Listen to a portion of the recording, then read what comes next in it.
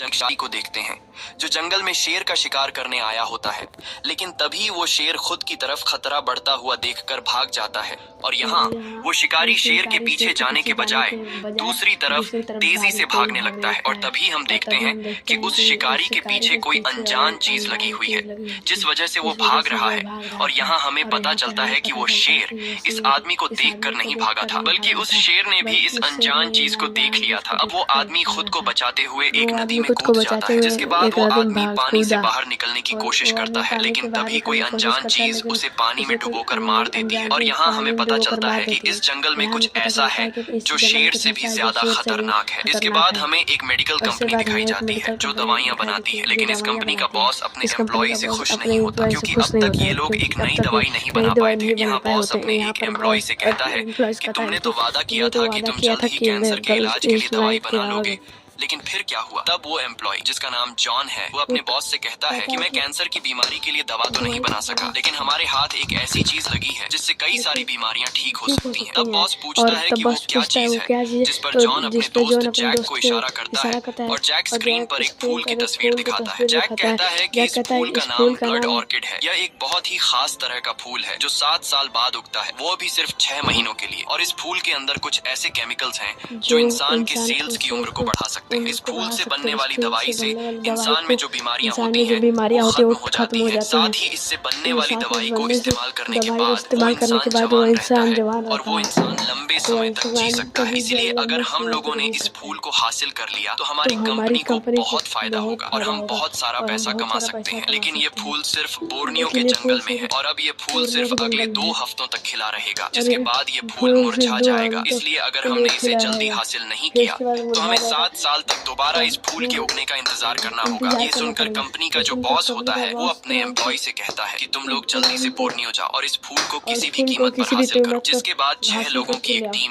इस फूल को लाने के लिए तैयार हो जाती है और यह लोग बोर्नियो पहुंच जाते हैं। लेकिन बोर्नियो के जंगल में जाने के लिए इन्हें नदी को पार करना होगा और इस समय तेज बारिश हो रही होती है, इसलिए कोई भी अपनी बोट को पानी में नहीं ले जाना चाहता क्योंकि आज मौसम बहुत खराब होता है। और तभी यहाँ विल नाम का एक बोट का मालिक इन लोगों को नदी पार कराने के लिए तैयार हो जाता है, लेकिन इसके लिए विल काफी मोटी रकम मांगता है। अब इन लोगों के पास ज्यादा टाइम नहीं था क्योंकि अब सिर्फ इनके पास उस फूल को हासिल करने के लिए 2 हफ्ते बचे थे। इसलिए यह लोग विल को मुंह मांगी रकम देने के लिए तैयार हो जाते हैं, जिसके बाद इन लोगों का सफर शुरू हो जाता है और ये सभी लोग बोट में बैठकर नदी से होते हुए जंगल में आगे की तरफ बढ़ने लगते हैं। कुछ दूर आगे जाने के बाद जैक एक मैप निकालकर विल को बताता है कि हम लोगों को फूल हासिल करने के लिए इस जगह पर जाना है। यह देखकर विल परेशान हो जाता है और कहता है कि जिस जगह तुम लोग जा रहे हो वो जगह बहुत ही खतरनाक है, साथ ही जिस रास्ते से अभी हम लोग जा रहे हैं इस रास्ते से होते हुए उस फूल वाली जगह तक पहुंचना बहुत ही ज्यादा रिस्की है। तब जैक पूछता है कि क्या तुम्हारे पास कोई दूसरा रास्ता है, जिस पर विल जवाब देता है हाँ, वो रास्ता बिल्कुल सेफ है और हम बिना किसी परेशानी के उस फूल वाली जगह तक पहुंच सकते हैं, लेकिन वो रास्ता थोड़ा लंबा है, इसलिए हमें उस फूल वाली जगह तक पहुंचने में कुछ दिन लग सकते हैं। ये सुनकर जैक दूसरे रास्ते पर जाने से इनकार कर देता है और कहता है कि हमारे पास ज्यादा टाइम नहीं है, इसलिए हम इसी रास्ते से जाएंगे। जिसके बाद ये लोग इस खतरनाक रास्ते से आगे बढ़ने लगते हैं। अब यहाँ टीम की एक लड़की जब अपने रूम में जाती है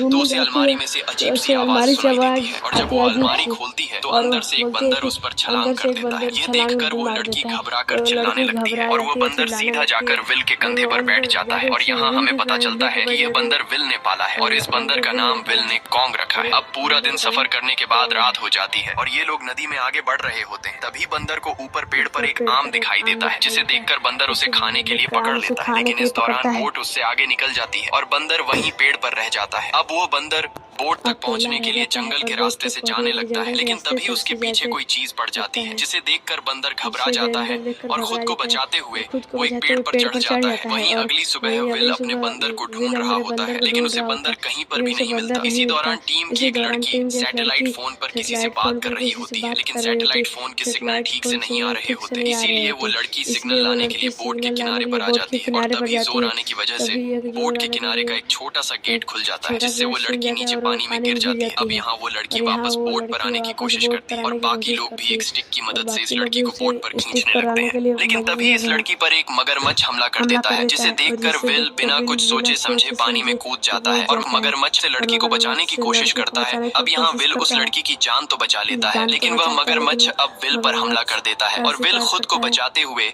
एक चाकू निकालकर उस मगरमच्छ पर कई वार करता है, जिससे वो मगरमच्छ मारा जाता है और विल वापस ऊपर बोट पर आ जाता है, जिसके बाद ये लोग फिर से आगे की तरफ बढ़ने लगते हैं। और यहाँ हम देखते हैं कि उस मरे हुए मगरमच्छ को कोई पानी के अंदर खींच लेता है। अब ये लोग जब कुछ दूर आगे जाते हैं तभी ऊपर से वह बंदर इनके खाने के टेबल पर कूद जाता है। वो बहुत ज्यादा घबराया हुआ होता है, जैसे उसने कोई खतरनाक चीज देख ली हो। तब विल उसे अपने कंधे पर बिठाकर शांत करता है। अब आगे बढ़ते हुए रात हो जाती है और तभी जोरदार बारिश शुरू हो जाती है, जिसे देखकर विल जैक से कहता है कि बारिश बहुत ज्यादा तेज है और बारिश की वजह से नदी का पानी का बहाव भी बढ़ गया है, इसीलिए हमें कुछ देर तक बारिश के रुकने का इंतजार करना चाहिए। अगर हम आगे बढ़े तो हमारी जान भी जा सकती है। लेकिन जैक कहता है कि हमारे पास टाइम नहीं है और हम जिस फूल को हासिल करने जा रहे हैं उसके लिए सिर्फ एक हफ्ता रह गया है। अगर इस एक हफ्ते में हमने उस फूल को हासिल नहीं किया तो फिर हमें 7 साल तक उस फूल के दोबारा उगने का इंतजार करना पड़ेगा, इसलिए हमें जल्द ही उस जगह तक पहुंचना होगा। ये सुनकर विल जैक से कहता है कि ठीक है, मैं तुम्हें इस खराब मौसम में वहां तक पहुंचा दूंगा, लेकिन इसके लिए तुम्हें $50,000 एक्स्ट्रा मुझे देने होंगे।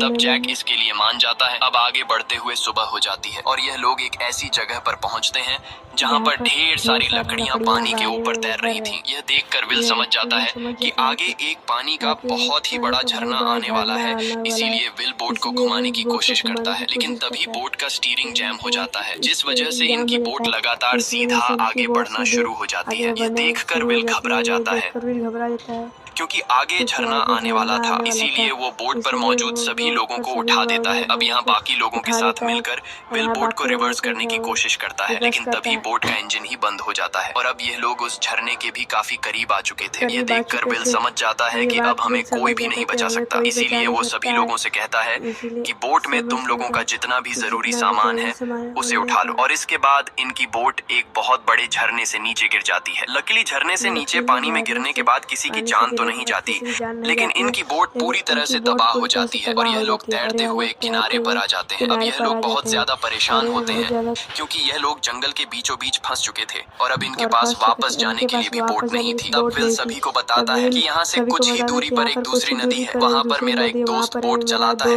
अगर किसी तरह से हम वहाँ तक पहुँच जाएं तो हम अपनी मंजिल तक पहुँच सकते हैं। जिसके बाद विल अपने दोस्त को कॉल करता है और उसे अपनी सिचुएशन समझा कर कहता है कि मुझे तुम्हारी मदद की जरूरत है। तब विल का दोस्त इनकी मदद करने को मान तो जाता है, लेकिन बदले में वो $5,000 विल से मांगता है। तब विल उसे कहता है कि ठीक है, मैं तुम्हें $5,000 दे दूंगा। अब वो दूसरी नदी इनसे कुछ दूरी पर थी, इसीलिए यह लोग उस दूसरी नदी तक पहुंचने के लिए पैदल जंगल के रास्ते से आगे बढ़ने लगते हैं और तभी इनके सामने एक झील आती है जिसे इन लोगों को पार करना होगा। और जब यह लोग पानी के अंदर जाते हैं तभी विल का जो बंदर होता है वो एक पेड़ पर चढ़ जाता है और जोर जोर से चीखने लगता है जैसे उसने कुछ देख लिया हो, लेकिन उस बंदर पर किसी का भी ध्यान नहीं जाता। और तभी इनके एक साथी को पानी में कुछ हलचल दिखाई देती है।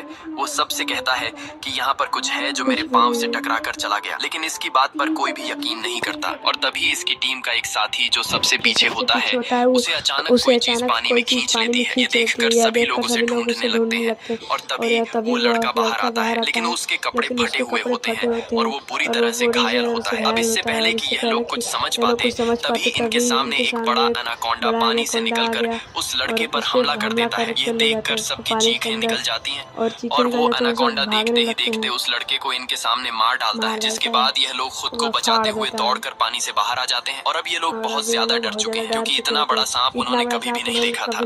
यहाँ विल सभी को बताता है कि यह एक एनाकोंडा है जो इंसानों को खाता है और अब हमें जल्दी से यहाँ से निकलना होगा। तब जॉन कहता है कि अगर वो एनाकोंडा फिर से हमारे पीछे लग गया तो हम क्या करेंगे, जिस पर विल कहता है कि एनाकोंडा को एक इंसान का जिस्म हजम करने में कई हफ्ते लगते हैं, इसलिए हमारे पास यहाँ से निकलने के लिए काफी टाइम है। तब टीम की एक साथी कहती है कि हमें जल्द ही उस बोट तक पहुँचना होगा और बोट तक पहुँचने के बाद हम लोग इस प्रोजेक्ट को यहीं पर छोड़कर वापस अपने घर चले जाएंगे। ये सुनकर जैक गुस्सा हो जाता है और कहता है कि हम लोग जब इतने दूर आ गए हैं तो हम इस मिशन को पूरा करके जाएंगे, क्योंकि जो फूल हम लोग हासिल करने वाले हैं उसकी कीमत करोड़ों में है। तब टीम के बाकी लोग कहते हैं कि इस तरह से हमारी जान जा सकती है, लेकिन जैक एक बहुत ही घटिया इंसान होता है और वो बिना फूल को हासिल किए घर वापस जाने से इनकार कर देता है। तब बोट का कैप्टन विल जैक से कहता है कि मैं तुम लोगों को अपने साथी के बोट तक पहुंचा दूंगा, जिसके बाद हमारा ये सफर यहीं पर खत्म हो जाएगा। ये सुनकर जैक विल से कहता है कि तुमने मुझसे सौदा किया था, जिस पर विल कहता है कि सौदा गया भाड़ में। मैं नहीं चाहता कि अब किसी और इंसान की भी जान जाए। अब यह सभी लोग डिसाइड करते हैं कि पहले हम लोग बोट तक पहुंचेंगे और बोट पर पहुंचने के बाद हम लोग फैसला करेंगे कि हमें घर वापस जाना चाहिए या फिर उस फूल को हासिल करना चाहिए। जिसके बाद यह सभी लोग जंगल में होते हुए आगे बढ़ना शुरू कर देते हैं। रास्ते में विल सोफिया से कहता है कि मैंने जैक को इस खतरे के बारे में पहले से बता दिया था, पर उसने मुझे $50,000 एक्स्ट्रा देने का वादा किया और कहा कि इस बारे में तुम किसी से भी बात नहीं करोगे, इसलिए जैक की कोई गलती नहीं है, इसमें सारी गलती मेरी है। मुझे तुम लोगों को वक्त पर जंगल के खतरे के बारे में बता देना चाहिए था। अब ये लोग जब बोट की तरफ बढ़ रहे होते हैं तभी पीछे से ये लोग देखते हैं कि इनके साथी के कंधे पर कोई ब्लैक कलर की चीज चिपकी हुई है और जब विल उसका शर्ट ऊपर करता है तो इन लोगों को पता चलता है कि खून चूसने वाले छोटे छोटे क्रीचर उसके पूरी बॉडी पर चिपक चुके हैं और अब विल लाइटर